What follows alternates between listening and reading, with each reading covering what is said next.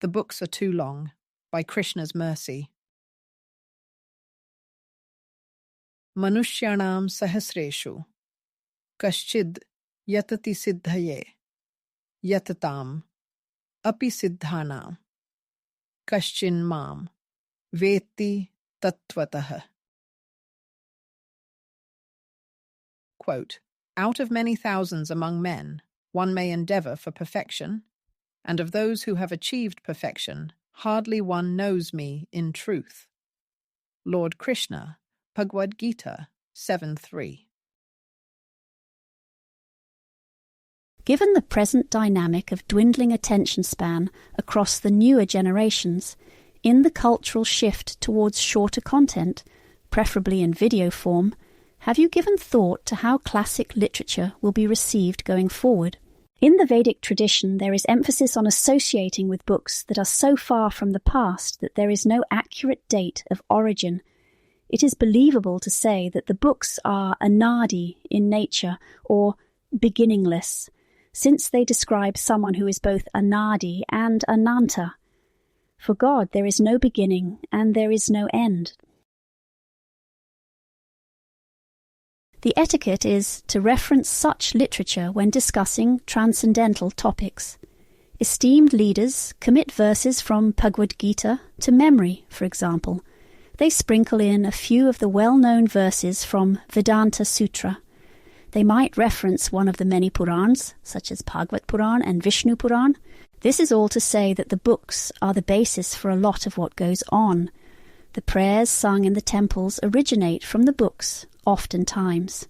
The books consist of teachings of saints from the past, histories put into narrative form, words of wisdom from notable figures who are considered avatars of the divine, and question and answer sessions between disciple and guru. Transition to the modern day and consider the response when showing the physical form of even one of those books. I am talking about a printed copy. Bhagavad-gita is a relatively short work, if considering only the original content, with the need for a translation into the language of a specific region and explanations to bridge the gap over time and shift in culture. A published work such as Bhagavad-gita as it is might be still over the 1,000-page mark. Who wants to read a book that is 1,000 pages long? Even the most popular celebrities have to edit down their memoirs in order for a publisher to take on the project. 1,000-page books are textbooks, which students are forced to consult in formal education. No one wants to read a book that long for fun. Show such a book to a child and they will get overwhelmed. The weight itself is enough convey the gravity of the situation, no pun intended. With so many pressures in daily life, who wants to add weight? Who wants to assume an extra burden? Do you see what I am saying? If we are binge-watching our favourite television series from the streaming provider, how many hours are involved? If someone goes out for a night of fun, sitting in a cold, dark and noisy club, consuming one intoxicating beverage after another, how many hours go by? If someone wants to sleep the night away, to forget their troubles, to get some relief from the daily grind, how many hours does it take? The books for this discussion are not intended to serve as a way to casually pass the time for a cross-country flight, wherein you pick up the latest bestseller at the airport newsstand. These books will be read over and over across an entire lifetime. The material is always fresh and new, as Nava-yuvanam is the subject matter himself. Quote, this Nava-yovana, or pre-youth, is the eternal transcendental form of Krishna. Krishna never grows older than Nava-yovana. Srila Prabhupada, Chaitanya Charitamrit, Madhya 20, 384, purport.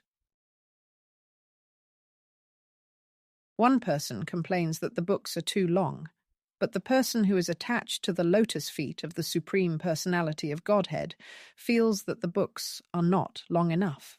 How can someone who is unlimited be limited to a certain page count? After all, the books are like an extension of him. He is absolute in nature. Just saying his name is like calling him to the room. Hare Krishna, Krishna Krishna, Hare Hare, Hare Ram, Ram Ram, Hare Hare. Etadakhyan mayushyam pathan Ramayanam nar. Saputra pautrasya gan. Pretya swarge mahiyate. Quote, the man who reads and recites this narration of the Ramayana will be blessed with a long duration of life, and after death will be welcomed and respectfully received in the heavenly region, along with sons, grandsons, and relatives. Valmiki Ramayan, Balakand 199. It is not like the time goes to waste either.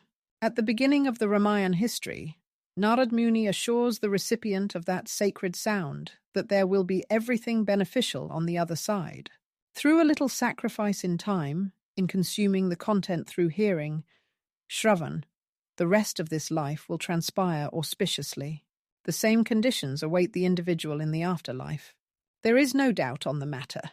This is the entire reason someone like Maharishi Valmiki puts together the verses of Ramayana to begin with.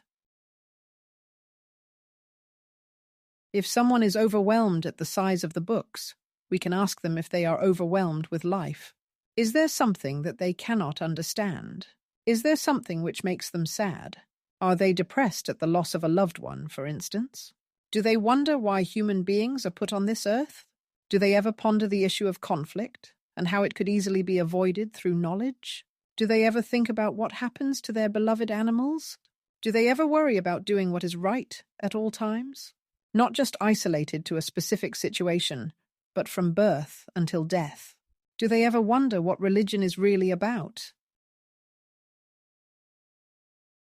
A single work, like Bhagavad-gita, addresses these issues and more.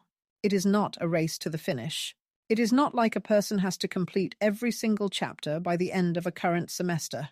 There is ample time for contemplation, for consideration, for questioning, and most importantly, for practical application. The books are gyan, which is knowledge, and the person who assimilates that gyan has the opportunity for vigyan, which is the practical realization. The highest knowledge is to know the supreme personality of Godhead. There is ample material for assisting in that realization.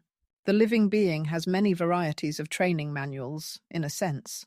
It can take only 1 second to know the truth, to realize that this life is meant for pleasing the one who is wishing well to everyone.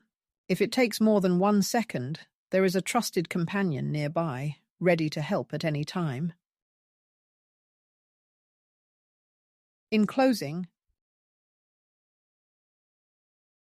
if more than second requiring, steady as companion inspiring, not to finish a race at each individual's pace, again and again to read, for true wisdom to feed.